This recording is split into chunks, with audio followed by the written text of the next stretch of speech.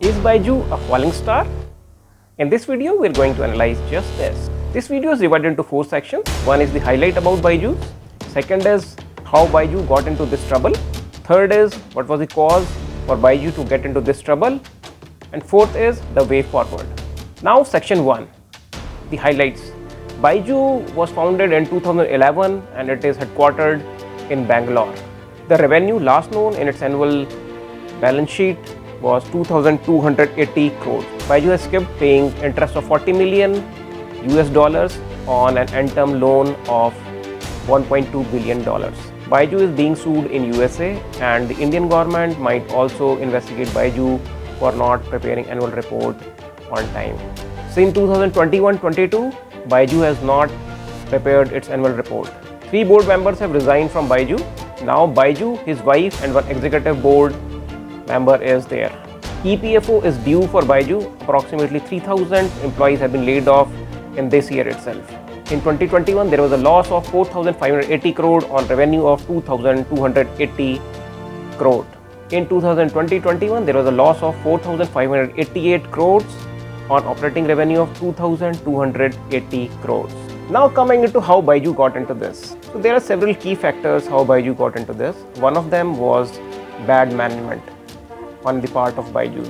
There were a lot of companies which were bought and they were well into the process of getting integrated into Byju's, but the management of this integration was not well done. Because of that, Byju got into this trouble. Apart from this, there is also a toxic work culture inside Byju's, makes employees feel very bad and stalls their productivity. Because of all of this, Byju's also seems to have loose financial control on Byju's. And also, to top all these problems, the funding winter has also started, which is becoming a problem for Byju's to raise further funds. Now we will get into why Byju's got into this. Now we will analyze what is the core cause for Byju to get into this trouble.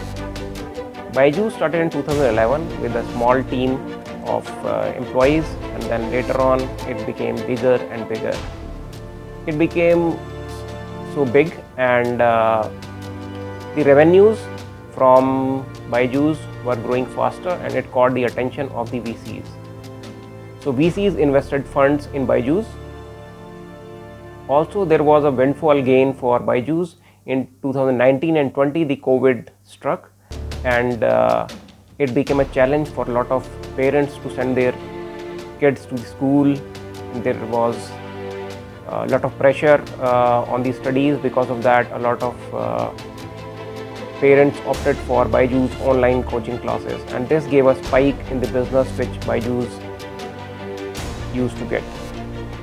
But after the pandemic has ended, all these windfall gains for Byju's have come down, and at least in India, a lot of people who enrolled for online courses, they have opted to be out of the further enrollment for online courses, which has led Byju's to lay off approximately 3,000 employees, and the revenue has also gone down for Byju's. Apart from this, there is also one very interesting concept of VC culture which might have affected Byju's. So theoretically, VCs invest when they see a good idea and a good management team, but practically what they believe is that if they are able to put in a lot of money in an organization, then the organization will be able to grow a lot of revenues and vanquish all the players in the market. So the last man standing in the market would win the whole of market. This has become a very distorted VC culture, and it has also distorted the Indian startup ecosystem. Also in 2020-21, VCs had a lot of cheap money. The central bankers were pouring in money into the system because of COVID, so as the economy does not become weaker, and the money was available at a very cheap rate. But now, because of the growing inflation, the taps of the cheap money have been tightened and there is less money which is flowing out into the market, and this is causing further problem for companies like Byju and even Byju itself to raise further money. Byju's might become the poster boy of the startup bubble burst, but it's unlikely that it is going to change anything in the VC culture and their attitude towards funding these startups. So now what is the way forward for Byju's? So there could be two ways in which Byju can move forward. One is to sell the entire stake of the company to another company which might be interested into getting into edtech space.